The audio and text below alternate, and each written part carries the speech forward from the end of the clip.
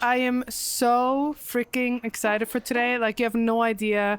I have someone that since I've saw her online, I've been following her for a very long time, a very inspiring woman. And I'm really excited for her to tell the story because it's important. And I feel like not a lot of people talk about it. So I'm excited for Dominique to be here today. What an intro. Like, I can't even cope with that. It's an absolute honor. Obviously, I follow you. I follow your journey, and you're just an inspirational, super powerful woman that goes after what she wants whilst doing everything else. I know. So I'm absolutely honored, and the feeling's very mutual. Thank you. Yeah. Thank you. I really, like, and I was just telling you this now, like, one thing, it's great to have businesses and like a brand and all that. But when you tell people like Dominique is coming and there's not one single person who didn't say like, oh my God, I love her. She has such a beautiful energy, such a beautiful person. That to me is real success. Because you can have everything you want, but not, if you don't know how to treat people, like, then you're lost, in my opinion. So just having that is really, really amazing. So I want to talk to you about like your journey. As everyone knows, like, we are in Dubai.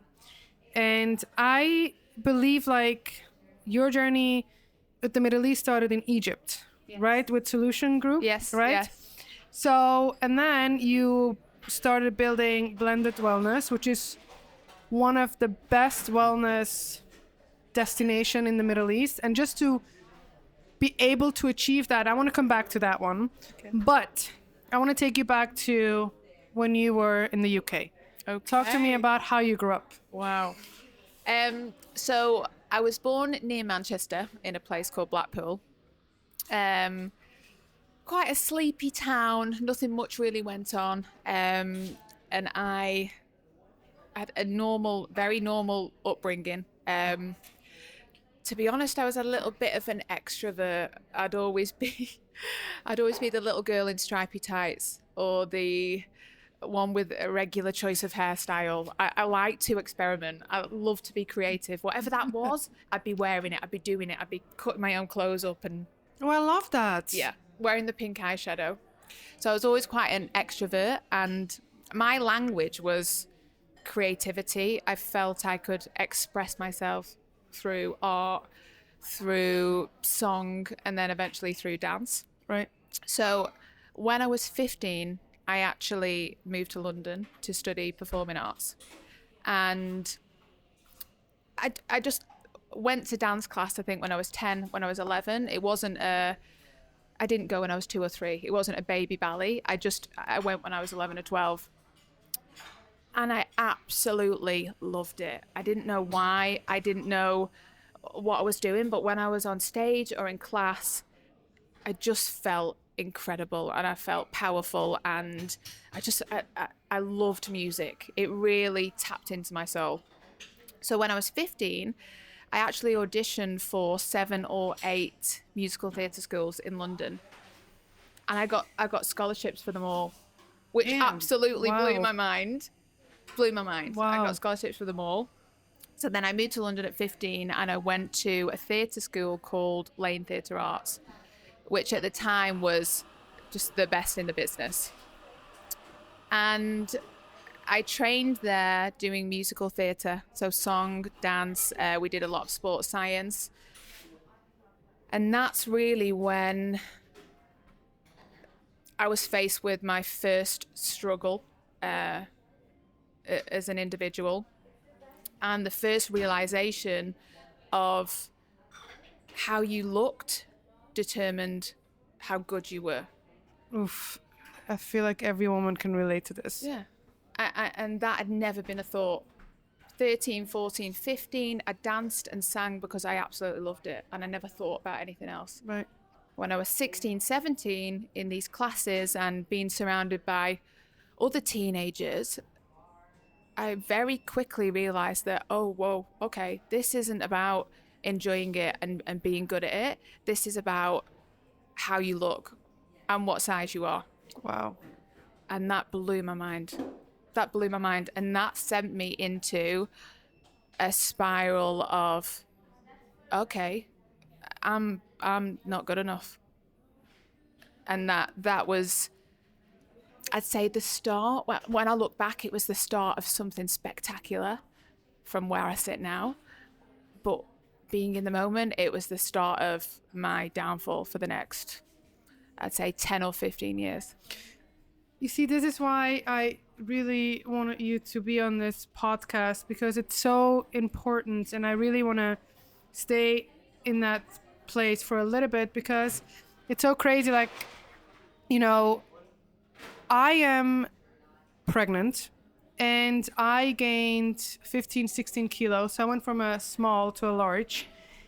And it's crazy to me because that I should be feeling like excited and not really care about how I look, you know, right? The most important thing is that I'm healthy and the baby's healthy, but I still struggle with how I look. And, you know, I know some people will judge, some people, you know, will understand, but it's crazy that we women are in this situation where we feel like how we look is the most important. It's not really much about like how smart we are, or it's literally we base other women on their looks.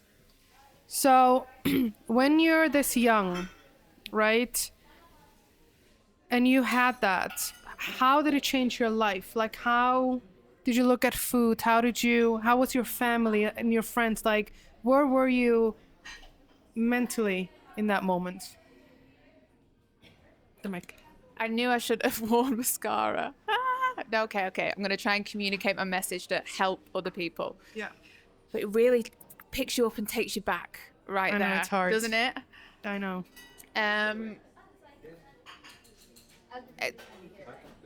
It was a sad realization of the external pressures. Oh.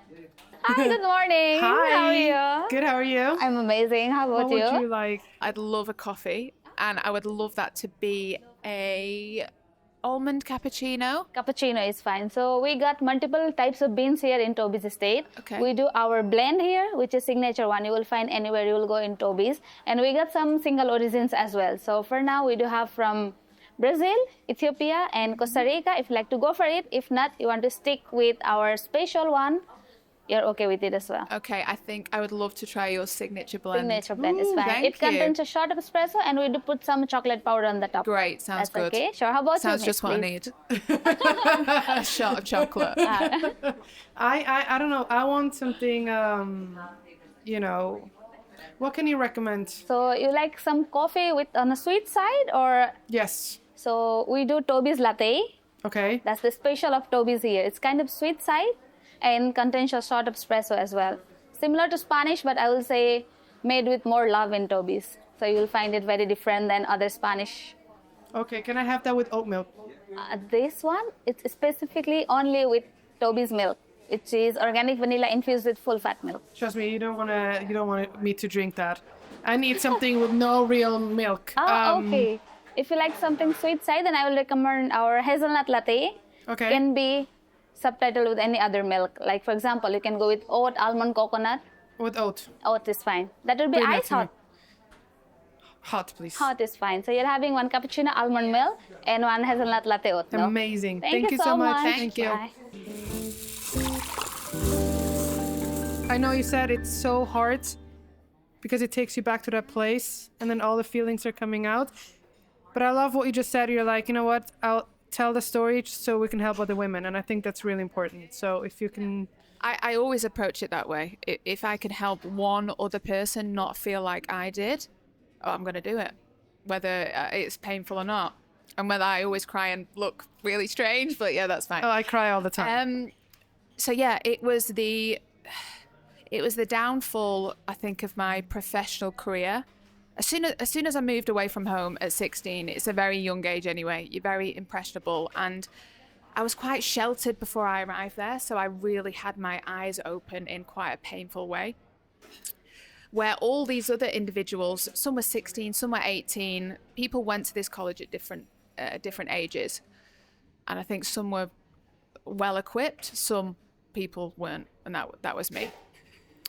So they were very aware of their size and the way they looked and the hair and their appearance, where I wasn't. So it was literally a crash landing, and it went from 0 to hero real fast. Wow. By the time I was 16, I had a really aggressive eating disorder. I had a really bad relationship with food, and I was just in this downward spiral of, okay, how do I control being good enough? Because I used to be really proud of my art, the way I danced, the way I sang. I was really confident in that just because I loved it. But I had to control all of these other bits now. And that was, when I put it on black and white, that was your weight. Wow. Yeah, it was your weight.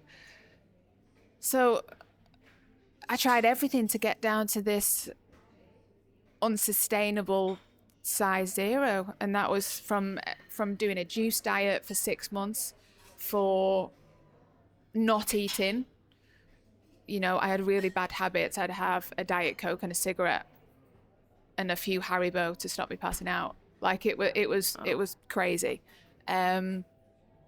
So yeah, I had bulimia nervosa, I had body dysmorphia, and obviously when you're absolutely starving, that leads to depression. Your cognitive function completely stops. Right. And as a 16-year-old, 17-year-old girl, that's so hard to try and deal with on your own. So yeah, I let external pressures in, and they had a catastrophic effect, to the point where I was 17 and I made the decision to leave that college because I couldn't face it anymore. So I'd gone in, I was, getting the highest grades in the year. I was picked in the first week for a television appearance. It was so exciting. Wow. And I loved it. And I was in the middle. It was called Abermania. I was in a catsuit, I had heels this big on, and it was just like, oh my God, I am 16, I've arrived, I'm on national TV, I'm dancing, I'm absolutely, I love it. And then within 6 months, it's hard. It's hard.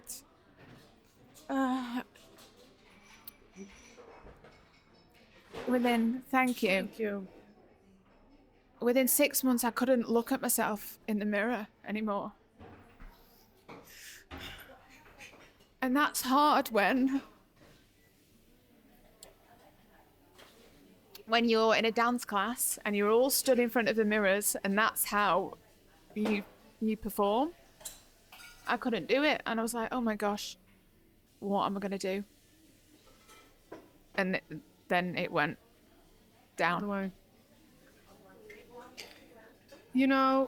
I openly speak about, when I was a kid growing up, I think when I was 15, 16 or so, I started suffering from depression and anxiety. And for me, it was like, I was a refugee kid. And thank you. Oh, amazing. Thank you. Thank you so much. Thank you. And I was struggling with figuring out okay, you're Persian, but then you're living in Switzerland, different culture. And I remember, and I wanted to ask you this, when I was suffering from depression, everyone would say, just stay positive. It's okay, just stay positive. And you're like, no shit. Oh, it's that easy? Yeah. Okay, no, I get it. Yeah. It's so hard. It's like something internally that a lot of people don't understand. Yeah. So when you were in that situation, you knew that some people suffer or have something, but they don't realize that they have something. Mm-hmm. You did, right? Mm-hmm. It's like you knew when you look in the mirror, like, oh my God, there's something is wrong. Or were you like... I think towards the beginning, I was a little bit oblivious. In my head, right, I was huge and I was ugly and I didn't deserve my spot at this college. I looked in the mirror and was like, oh. Wow. And then I got to the point where I couldn't look in the mirror. Although at the time I did also go to the doctors and say, look, I think there's something wrong. I'm not happy. I'm crying every day. And this was at 16. Oh, I got goosebumps. And he passed me antidepressants. And I was like, oh, okay. I think I took them for about 2 weeks, and then I began to feel not very much, is the only way I could describe it. And I knew that that wasn't the route that I needed to go down, because it felt like it was putting a mask over something. But yeah, I don't think I realized how irrational I was being, that I wasn't huge and that I wasn't ugly. I really thought, okay, I'm ugly, and I don't want to look at myself, and it's actually painful to look at myself. I don't think I knew how off that was. Right. Like I was a 16-year-old, and I was probably a size 10, and I was just a young, beautiful child that was being really harsh on herself. But yeah, my mind was completely twisted by then. What about your parents and friends and family? Like, what were they trying? Well, I was away from home. So, you know, yes, it wasn't the other side of the earth, but I was away from home, so I could mask a lot of stuff. We're so good at doing that. Yeah, mask a lot of stuff, and they didn't realize how bad it got until I think the end of my second year, where I'd run myself into the ground. I wasn't eating. I developed glandular fever, and I was depressed. And then I think my mum just saw me and went, okay, you're not going back.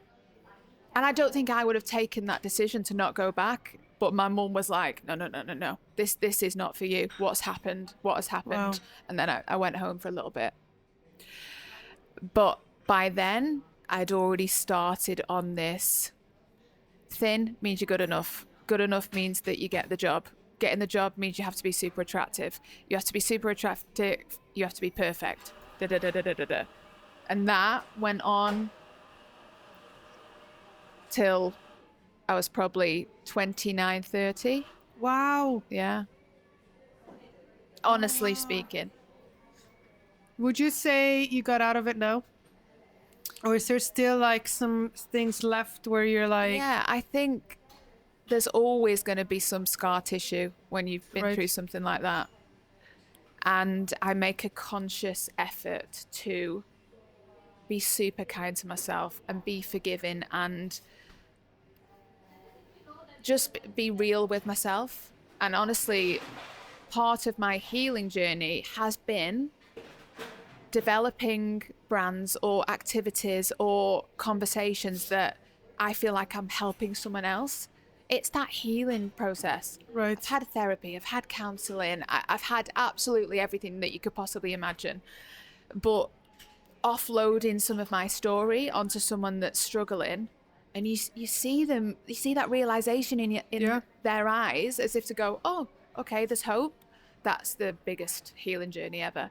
And I think that's why it's been catapulted from 29 to 37 with Blended, with projects, with being creative, with having a superstar team, with seeing my problems in other people. It's just, I'd be doing an injustice to hold it all in. Right. When I wish someone had said to me at 16, don't worry about all of this. Let me help you. Let me give you some advice.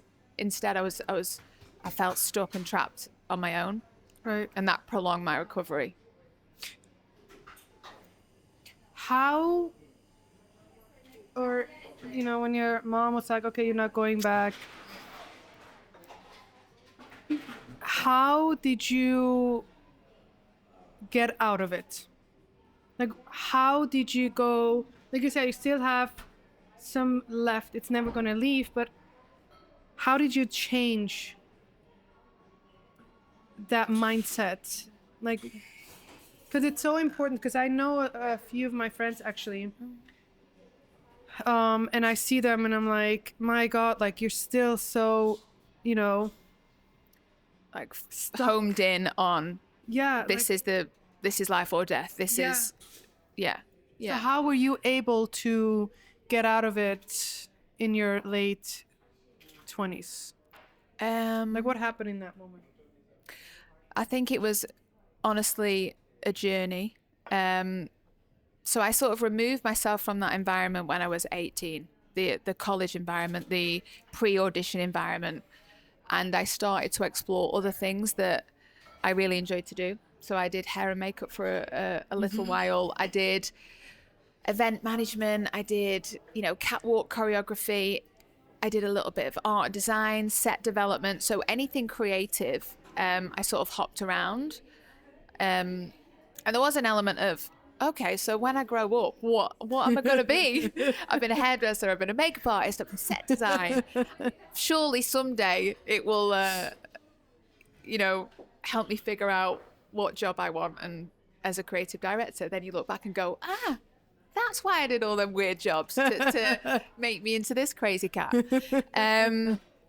So I wasn't forced to look in the mirror every single day, and my worth wasn't dependent on my weight or how I looked or how much makeup I had on or if my hair was a mess. So that gave me a little bit of breathing space to not just focus on this, to focus on this. Paired with that, I did do a lot of life coaching where I really tried hard to see my own value. Oh, I love that. My empathy, my sympathy, my communication skills, my warmth. Like I really tried to focus on the stuff that I really loved about myself that no one else could take away from me, that I could hold on to. My friendships, my community, they're really important to me. And also finding someone that loved me for my soul. Really? Oh, that made me cry. Look, it's who you've got around you, isn't it? It's So friends. important. It's People who work. it's my little Angie that sat behind that just says the right things when you need to hear them, and it's that to and fro. It's come on, you can do this, because I say the same to her. It's just surrounding yourself with the right people. It's being with a really supportive partner, but most of all, it's being kind to yourself. So there was one time where I went to my life coach, who I still see today on a weekly. Oh, I love that. And I go with the approach that, okay, there doesn't need to be something wrong with you. Right. It's if you want to learn to play paddle, you go and get a lesson. Right. If you want to learn to play the drums, you go and get a lesson. I want to learn how to use my mind in my favor. I want to be strong. I want to be mindful. So teach me how to do it. Oh, that's powerful. Yeah, whether it's just a conversation, whether it's a coffee. That's powerful. You do it anyway. Without knowing you do it, you're doing it right now. Because we will be more content after this chat. Right. I will be stronger after this chat. 1,000,000%. I've made a new connection. I've listened to what you've had to say. Yes. And it's empowered me. Right. And that, I love that. But sorry, anyway, going back onto topic. He said, so this was probably 6 or 7 years ago. And I just said, I come downstairs in the morning and I feel bad. I feel ugly. I feel a little bit useless. I feel that I'm still not good enough. What am I missing? So he said, okay, well, explain to me your day. Explain to me what happened when you got up. Okay, so I played it back in my own head.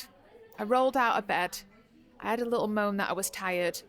I walked in the bathroom. I looked at my face. Oh, your face is puffy. Oh, your eyes are a little bit sleepy. Oh, you don't look that good today. Oh, your skin's a bit bad. Oh my gosh, you need to do something for your hair. All right, I've got to go down. Okay, what shall I wear? Oh no, I don't feel like this. Oh, this isn't going to look good on you today. That's going to look awful. And then you go down the stairs. Oh, I don't know what I'm going to do today. Have I got that project? Oh, I don't think I'm very good at that. I'm not prepared for that. And then I expect to leave the house and feel absolutely incredible. If I said to you before you'd left your house, oh, you look tired, your eyes are puffy, skin's not very good, feel your like hair's bad, you don't look good in that outfit, and I don't think you're very good at your job today. Have a good day. You'd be like, ugh.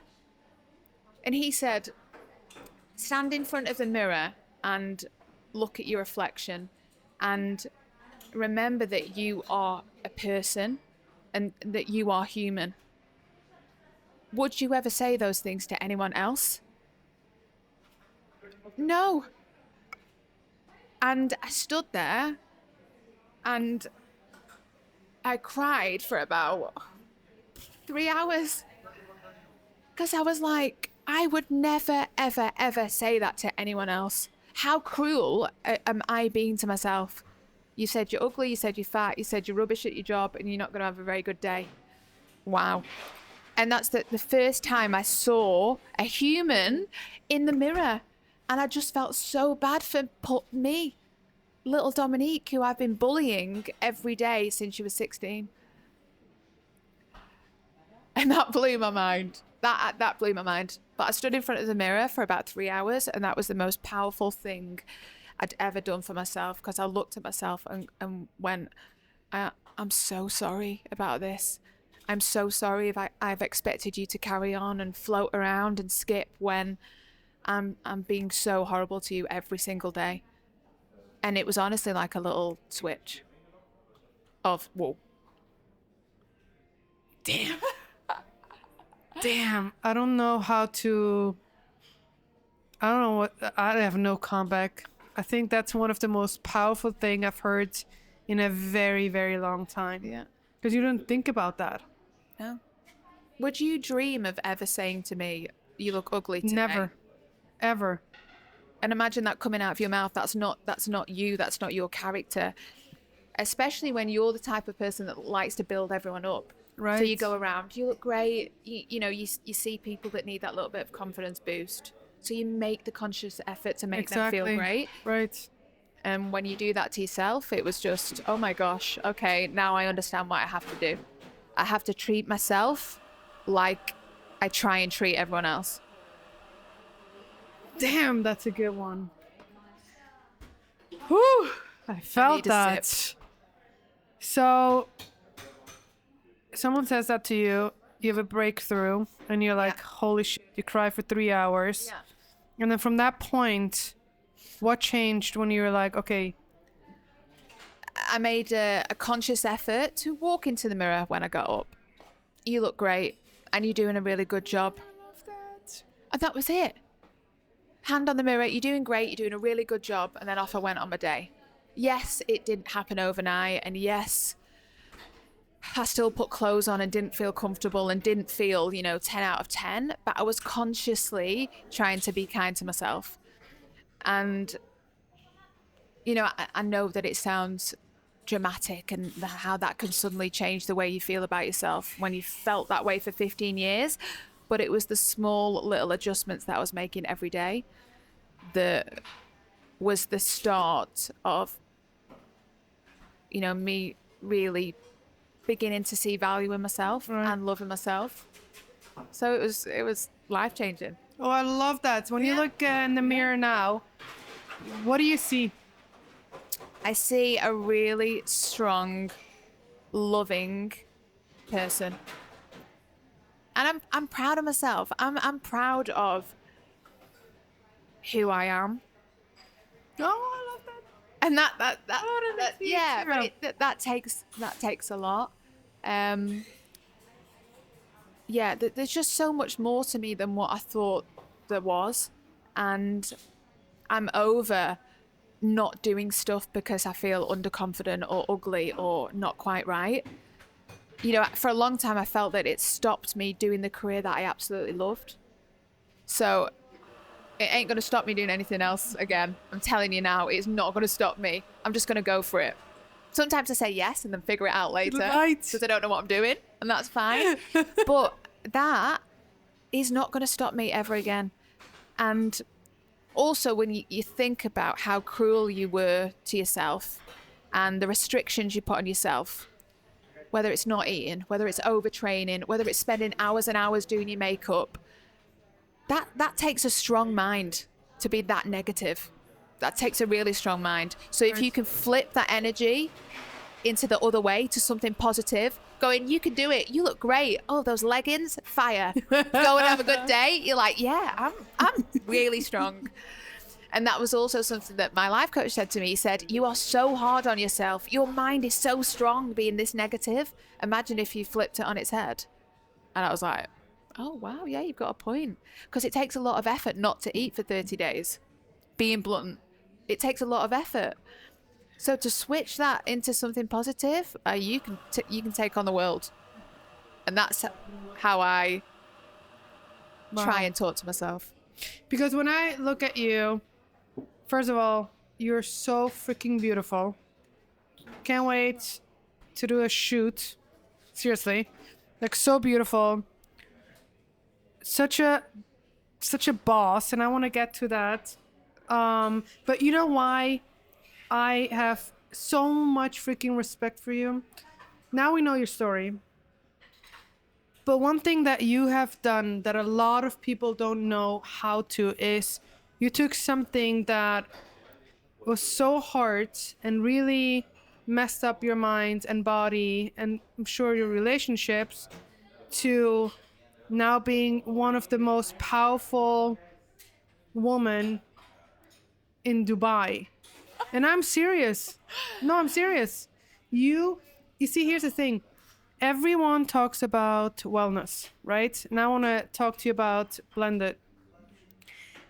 Everyone realized, especially the last I would say 2-3 years, people realized how powerful wellness industry is, right? And everyone wants to be a part of it. You were able to take your pain and create one of the best wellness spots in the UAE. How were you able to do that? Because it's so hard to be in this industry and taking something that was hurting you and creating something so positive. Because one thing that I've heard about you is you help other women a lot.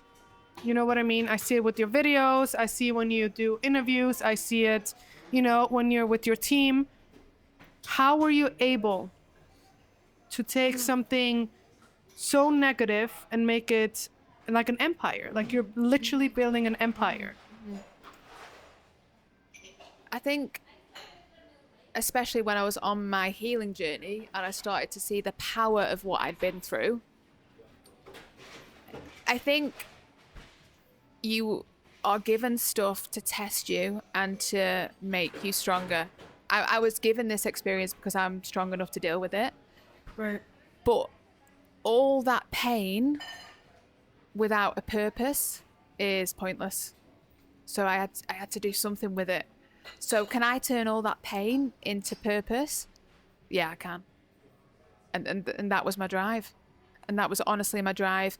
I wasn't a wellness expert per se, but I knew the things that women and men like to do to make themselves feel well. So the fundamentals of fitness and lifestyle, the basic stuff, moving your body, getting some sunlight, having a pamper, having time for yourself. I knew all the pieces of the puzzle that made me feel great, that made me feel well. So my aim was to make people feel amazing, imperfectly perfect. There's no such thing as perfection. It's doing the things that make you feel incredible. So I molded that into a wellness destination that encompassed fitness and self-care and mindfulness, whether that be a massage, a fitness class, or a blow dry. It's just doing stuff that makes you feel great. And I wanted to create an environment where everyone felt absolutely gorgeous, no matter what. You want pink hair? Come on, let's give you pink hair. You want a blow dry? You want to try a reformer class? You want to try some sound healing or massage? Just come on in, give it a go, and spend some time on yourself and feel epic.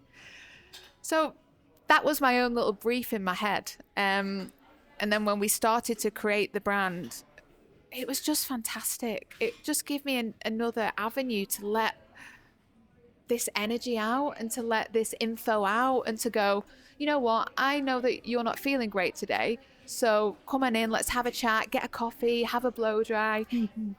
And it's not about the end result.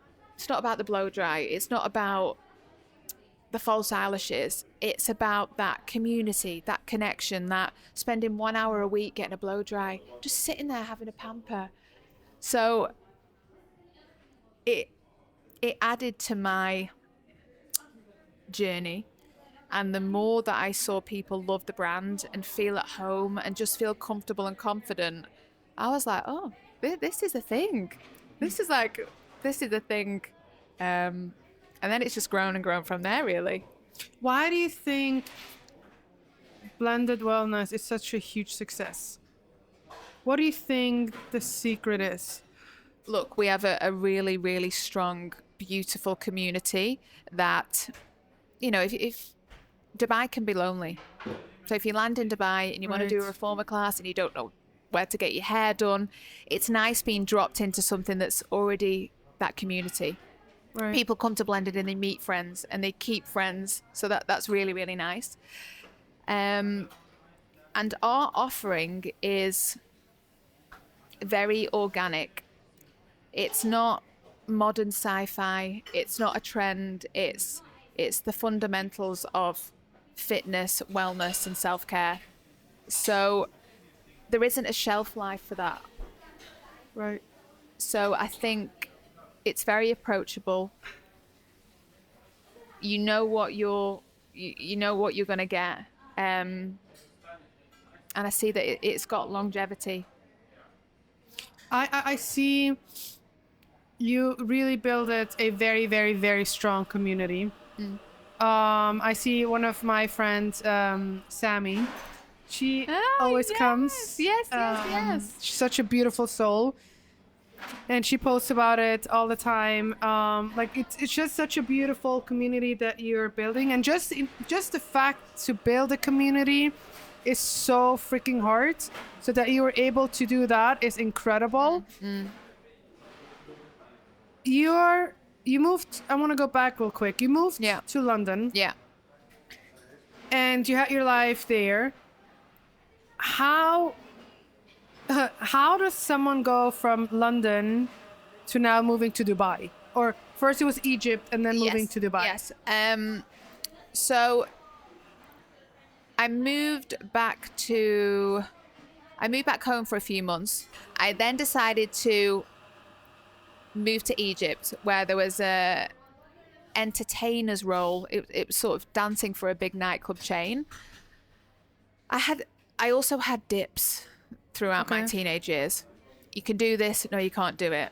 You're not good enough. You're good enough. Get a grip of yourself. Let's just go for it. So I had dips of, I'm not going to let this control my life, to, oh gosh, this is controlling my life. So I moved to Egypt when I was 19, and I stayed there for about 3.5 years. And I was a dancer. I did a lot of creative work, and then I got promoted to entertainment manager. Throughout this time, I was very ill all the way through. Bouts of binge eating and bulimia. So I was very up and down, very unhealthy, still very focused on how I looked. And that went on for about 5 years in Egypt.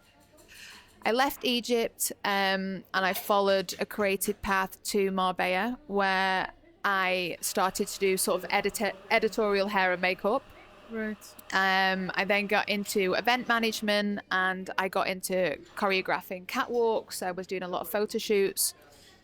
Anything creative, I sort of just threw myself into. And that I traveled around. I did seasons in Ibiza. I worked in Crete for a little while. I worked in Marbella. I worked in London. I did TV. I did dance shows. I hosted classes. It was everything and everything. But that was very dependent on how my mood was at the time. And then 15 years ago, my old boss invited me back to Dubai to work on a new project as entertainment manager. And I suppose that role grew.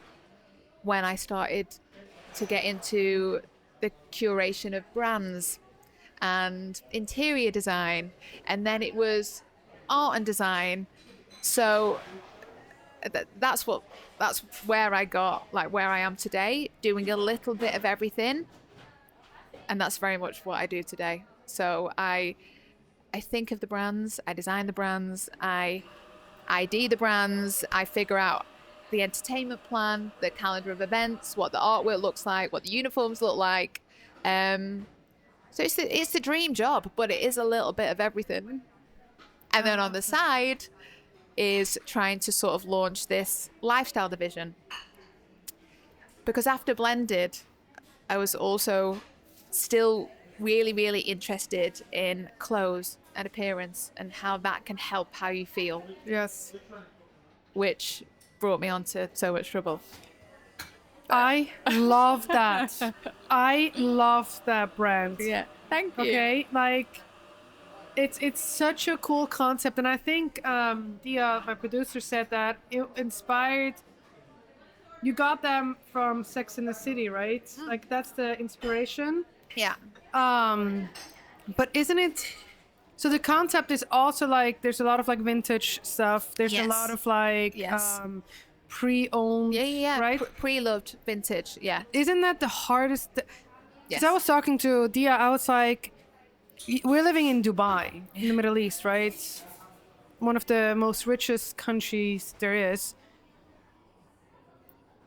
UAE. And I'm like, how is that going to go with pre-owned stuff?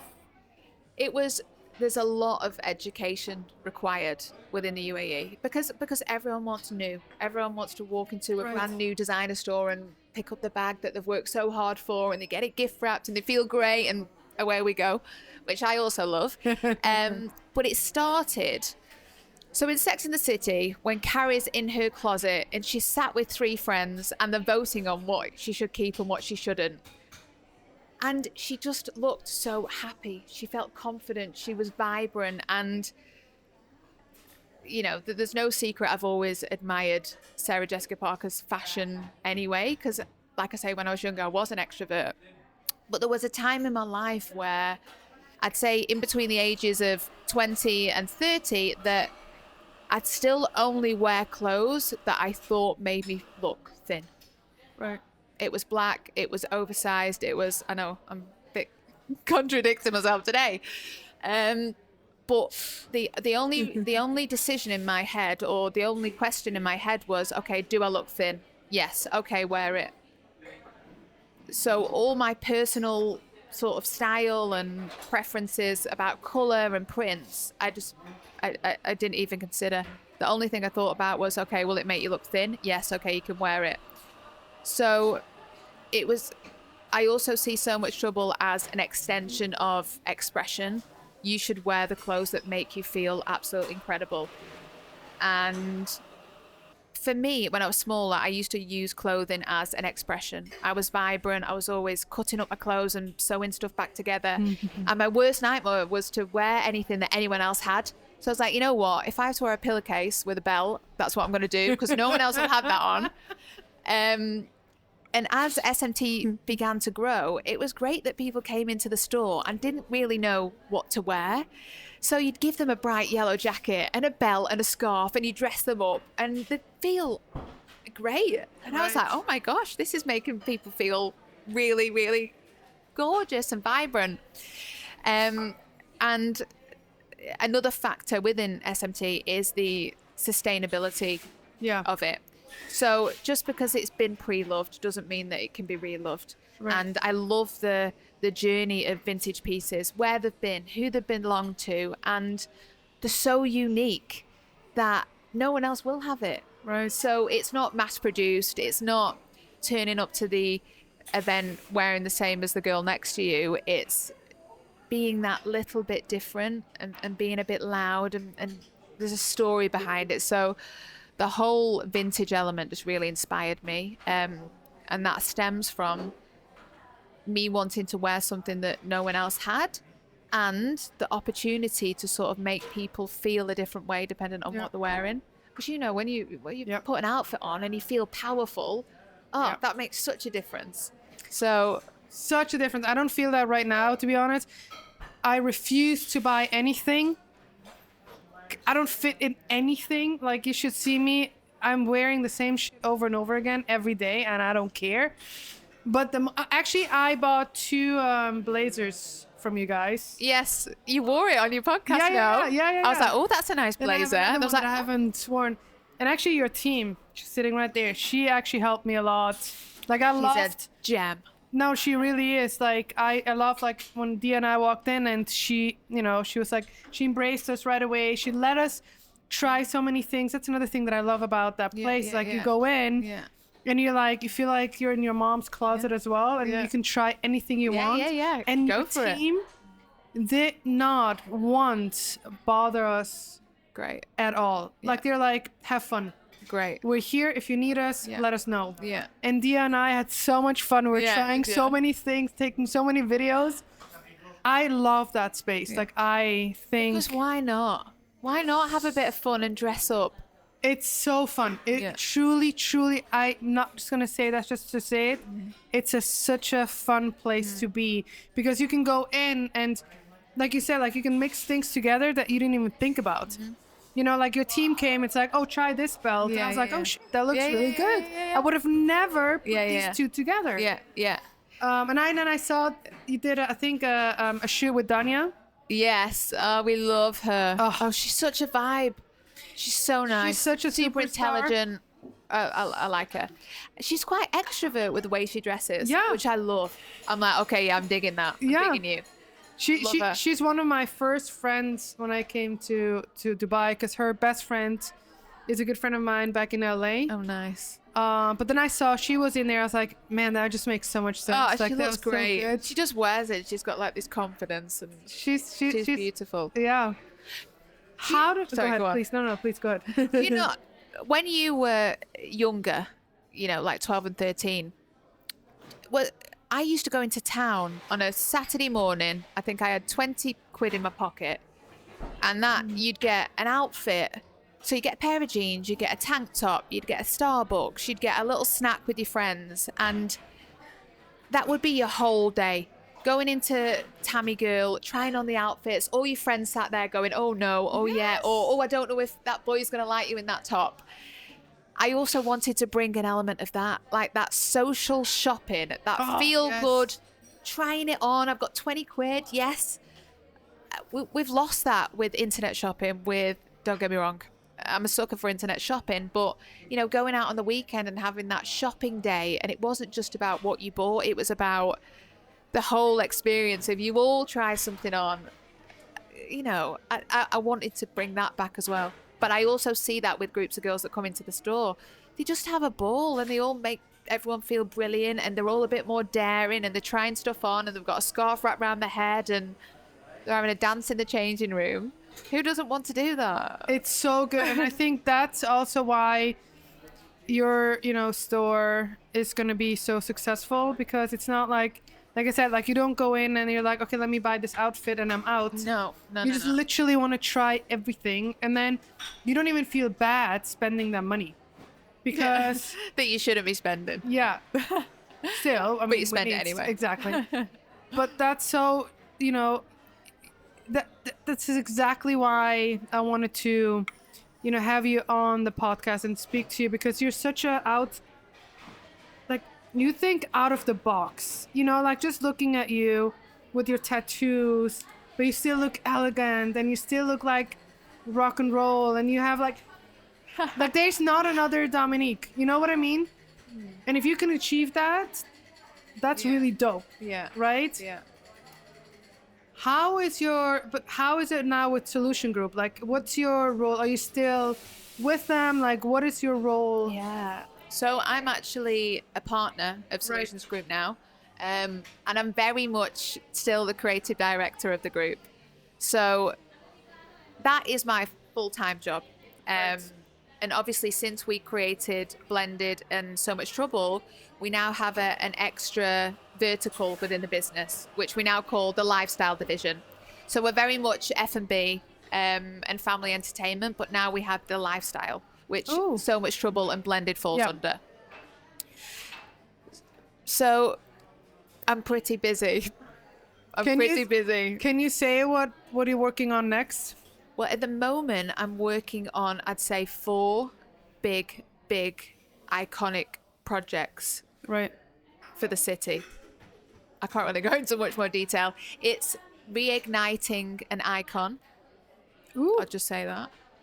And it's just taking over a few spots in Dubai that have been there years and years and years. And we're going to come with a new brand, Right. a new approach. Right. So we're very busy at the moment. How do you do that? I don't know. How do you have the energy to do all of that? Coffee. Which is why this is so appropriate that I'm here. As soon as I came in, I was like, I need a coffee. You know what? I absolutely love what I do. I really, really love it. Being creative is the easiest thing that I've ever had to do. So even when I was small, I found it so natural and that it flowed out and it made me happy until it didn't. But now I'm making sure that it does, and I'm making sure that it flows out. So we have a habit of saying yes and then realizing we haven't got any time and we don't really know how to do it. So that's how we do it. Yeah. We charge on, and you know, myself and all the amazing directors that I work with, they're so cool and they're so talented, and we're all in it together, and we figure it out and we thrive and we grow. It's hard. It's long hours. You know, we're up at 6, we're in the office at 10 till 10. But it's all exciting stuff. And, you know, I'm not going to be doing this forever.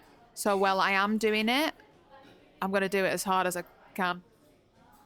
So what motivates you to do it? What motivates you to get up in the morning, 6 to 10 p.m.?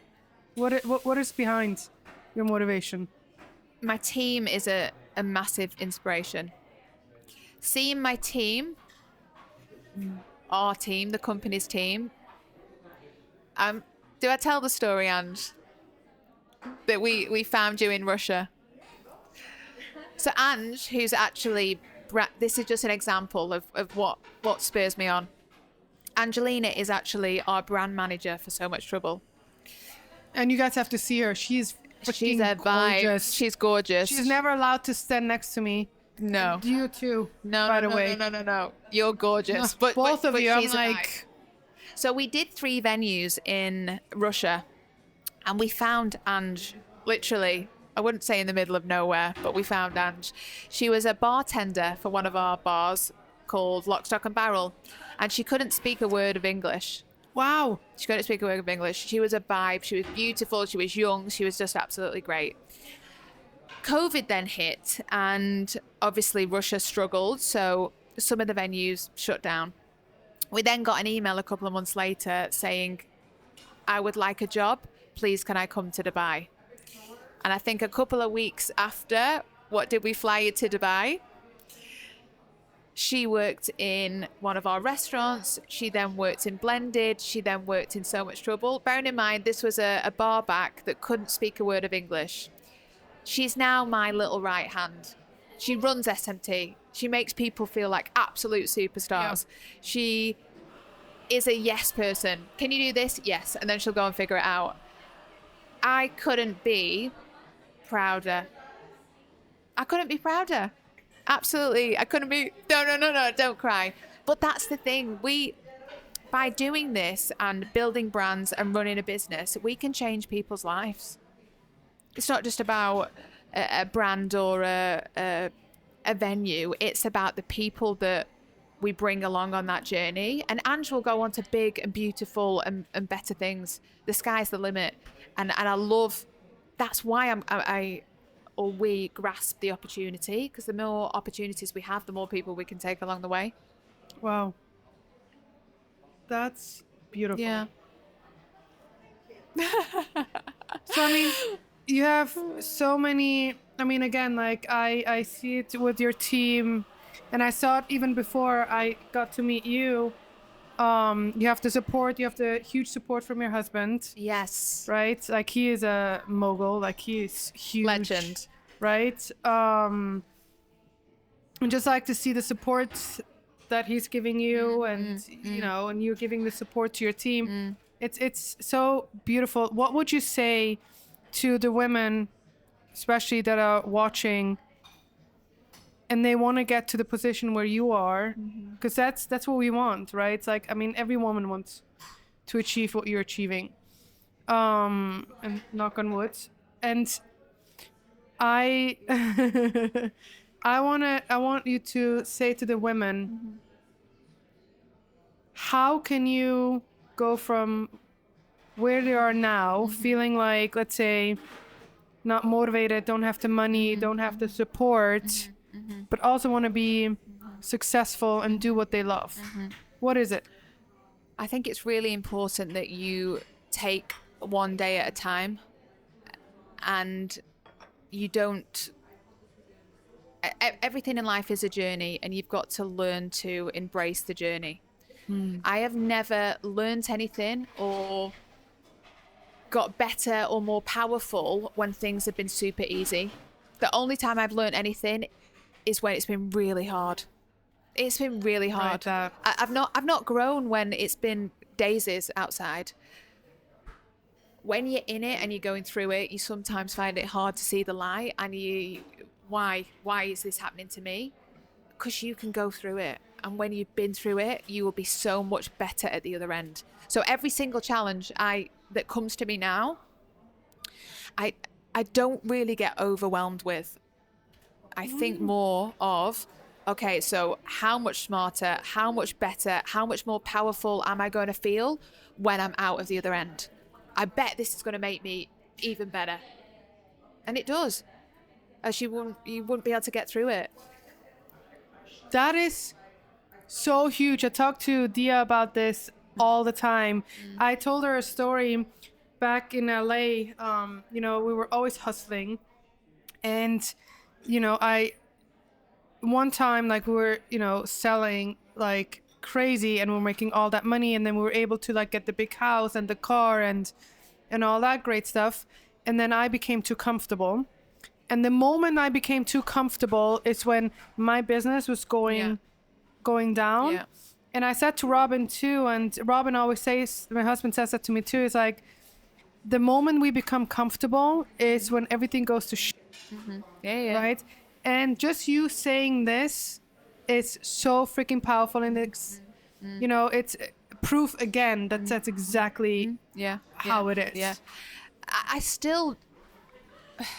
I don't remember the last easy day I had. Ooh.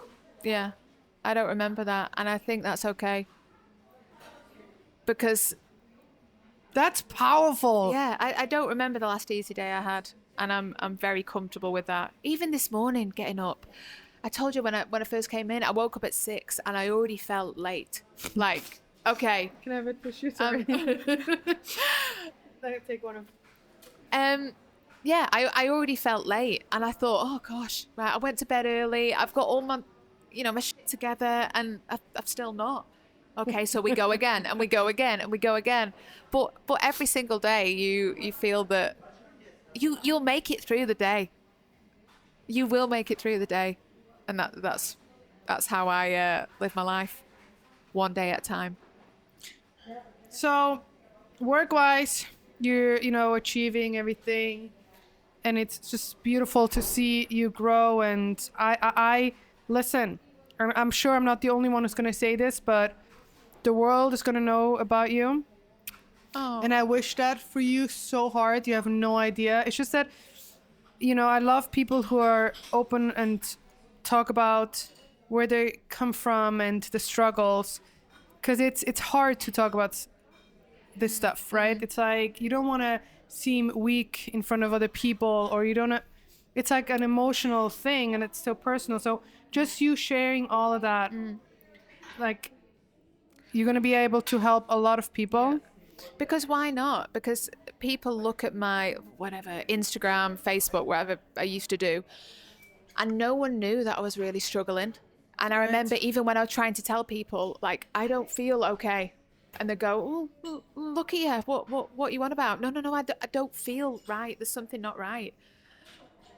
And that's so important with social media, that the amount of people, when I first started to speak about my journey, they were absolutely like mind blown. But they were also like, oh, wow, okay, so even you feel like that. Yeah. And you can think about starting a business and you can, move through it. So the power of sharing is absolutely incredible.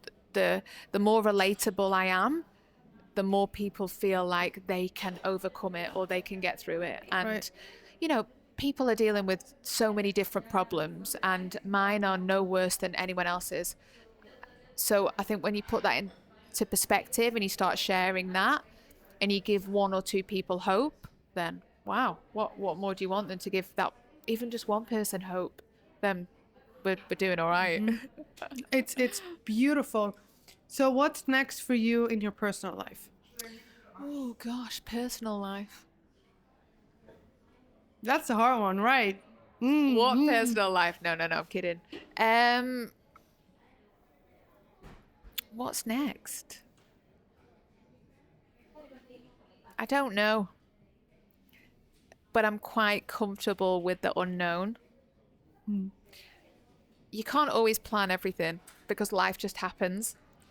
So as I do with sort of my business head, it's one day at a time.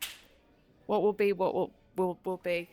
And I don't think I've got, like a bucket list or a castle on the hill or any physical goal of how my life should look. And I think that's the same for my personal life. I've got no expectations. I'm extremely grateful. I'm extremely happy. I love my friends and family. I'm healthy. I'm well. So I think is there something personal you want?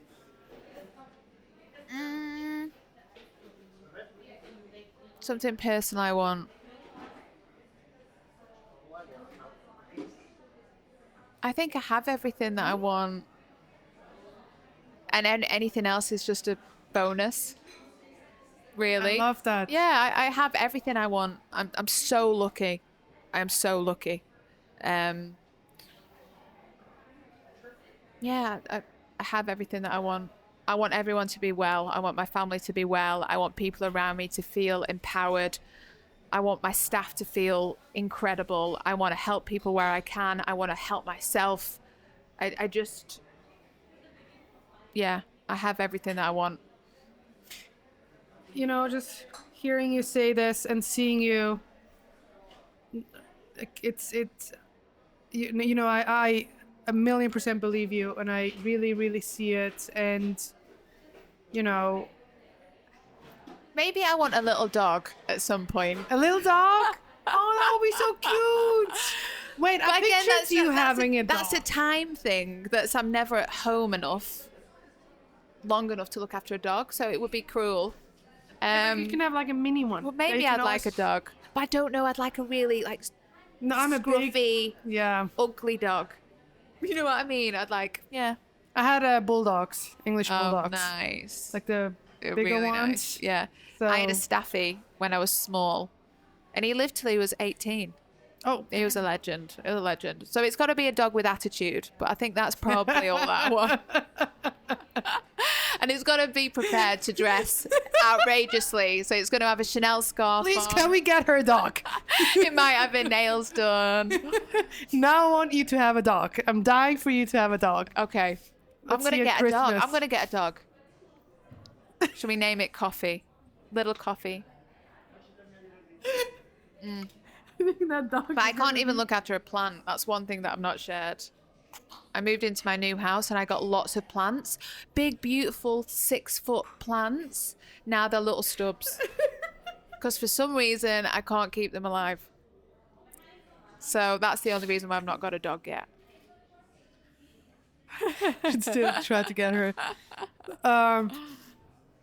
So I honestly can talk to you for so long. really, I knew that, you know, when I see you online, I'm like, man, I can be around this woman all the time. I mean, you just have something, and I can't put it in words, but like just having a conversation with you for over an hour now and hearing your story from, you know, your beginnings and where you are now, and I am so excited for you. Like, I swear to God, I'm so excited for you.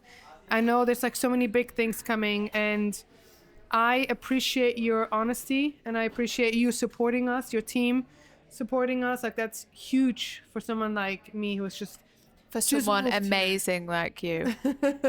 I just moved here. I mean, just like 2 years, but still like trying to make a change, and we need more women like you. And I feel like, and I hope that your next thing is going to be you doing more public speaking.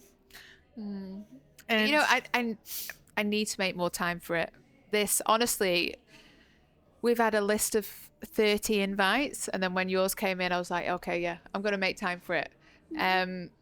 But it is something that I want to do more of, because I think it really helps people. The same way you do it, because it helps people. I watch yours and I get inspired, and it helps. So it is on my list. Please do. It's on my list of, okay, make time, because it's important for other people. Yes. It's not just about sitting and having a chat. It's about, you can say one thing that someone is going to listen to, and it's like, oh shit, like I will make a change. And I just really, really hope you do it. I can totally see you being on stages and like talking, and it's powerful. So for everyone who, you know, wants to find you, please tell them your Instagram or how they can get it's here. Oh, okay. Sorry, I'm looking at the wrong one. So my Instagram is Dominique Laird. You never know what you're going to find on there. It is quite random. But also, So Much Trouble is on Instagram, and Blended Wellness is on Instagram, as well as Solutions Group. Okay, there's too many Instagrams to follow. But important ones, so follow them. Write it in the comments, maybe, so people can just click. Yeah. Okay, we'll do that for sure.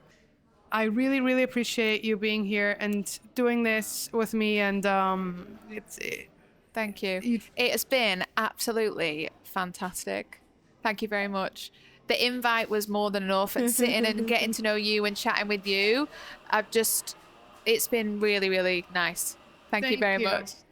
I just want to say thank you so, so much to Tobis Estate, especially here in Jumeirah, for hosting us and, you know, making us feel like home and giving us the space to have this conversation. So I really, really appreciate you for doing this. And remember to subscribe. Remember to, you know, comment, let us know what you think, what you've learned from this episode. And again, I appreciate you a lot and your team. And until next time.